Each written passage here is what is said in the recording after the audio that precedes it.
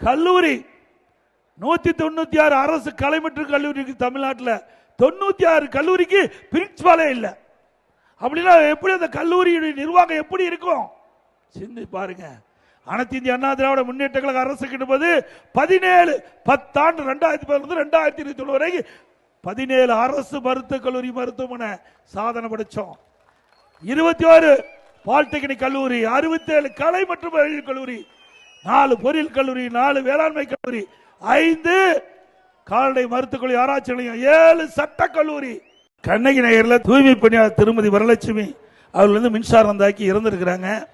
ஆக இந்த அரசாங்கம் அமைந்த பிறகு இன்றைக்கு நாட்டு மக்களையும் பாதுகாப்பு இல்லை, அந்த மின்சாரத்துறையும் முழுமையா செயல்படுவதற்குரிய சூழ்நிலையை ஏற்படுத்தல.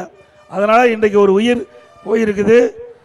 இப்படிப்பட்ட சம்பவங்களும் இந்த ஆட்சியில் நடந்து கொண்டிருக்க என்பதை நேரத்தில் தெரிவித்து, அதிமுக ஆட்சியில் ஸ்மார்ட் சிட்டி திட்டத்தில் பல திட்டங்களை கொண்டாந்து நிறைவேற்றணும்.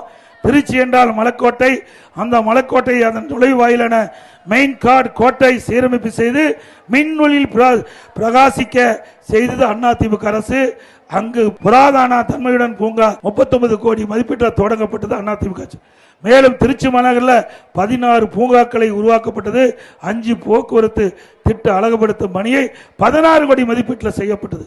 திருச்சி மாநகரத்தில் ஏற்படும் வெள்ள பாதிப்புகளை தடுக்க உய்யகொண்டான் கால்வாய் 18 கோடி மதிப்பீட்டில் கரையில் மேம்பாடு செய்யப்பட்டது. திருச்சி மாநகரை பிரகாசமாக செய்ய ரூபாய் 24 கோடி மதிப்பீட்டில் LED மின் விளக்குகள் பொருத்தப்பட்டது. அதுக்கு பிறகு ஸ்டாலின் என்ன நினைச்சாரோ தெரியல, சட்டை கிழிச்சிட்டு வீதியில் நடந்து போறார். சட்டை கிழிச்சிட்டு வீட்டில். அதே போல 2026 சட்டமன்ற பொதுத் தேர்தலில் மக்களுடைய பேராதரவை பெற்று அனைத்து இந்திய அண்ணா திராவிட முன்னேற்ற கழக கூட்டணி பெரும்பான்மையான இடங்களை விட்டுவிட்டு அதிமுக தனி பெரும்பான்மையோட ஆட்சி அமைக்கும். அப்ப சட்ட வேஸ்ட் 2 கிழிச்சிட்டு சாலையில போக போறார். அதான் நடக்கும். லால்குடி நகரமே அதிர்கின்ற அளவிற்கு மக்கள் வெள்ளம் கடல் போல் காட்சியளிக்கும்.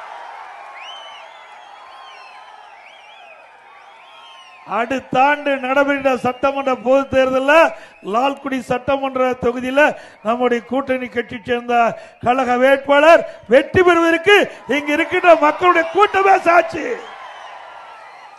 ஸ்டாலின் அவர்கள் கனவு கண்டு கொண்டிருக்கின்றார். இந்த முறை இந்த தொகுதி நம்முடைய வசம் வரும்.